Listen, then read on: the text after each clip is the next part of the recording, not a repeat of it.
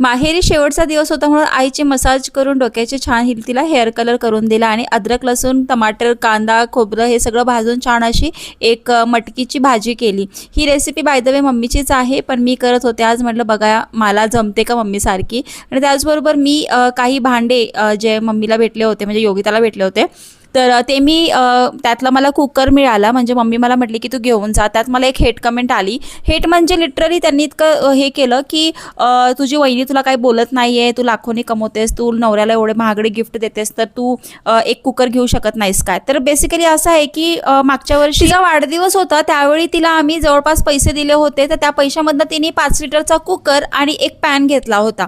तर आणि ऑलरेडी त्यांच्याकडे एक छोटा साईजचा आणि एक मीडियम साईजचा कुकर होता आणि त्यांनी स्टीलचा कुकर घ्या असं मी तिला सजेस्ट केलेलं। तर आता ऑलरेडी त्यांच्या घरामध्ये 3 कुकर आहे आणि माझा कुकर फुटला हे त्यांनी व्हिडिओ पाहिला होता, तेव्हाच त्यांनी ठरवलं होतं की नम्रताला हा कुकर द्यायचा म्हणून। एका व्हिडिओमधनं तुम्ही इतकं जज करता, तुम्हाला बिहाइंड द सीन काय असतं ते लिटरली माहिती नाही। आणि माहिती आहे का, अख्ख्या खानदानाला माहिती आहे की माझ्या भावाची बायको म्हणजे मीच तिला शोधून आणली माझ्या भावासाठी आणि तिचं माझ्यात आणि माझं तिचा जीव आहे ना, अक्षरशः तिला काही त्रास झाला की मी घरामध्ये आरडाओरडा करते, कारण मला तिला त्रास झालेला मला पण ते सहन होत नाही आणि मी प्रत्येक वेळा तिची बाजू मांडते, तर ह्यावरनं सुद्धा आमच्यात थोडे वाद होतात।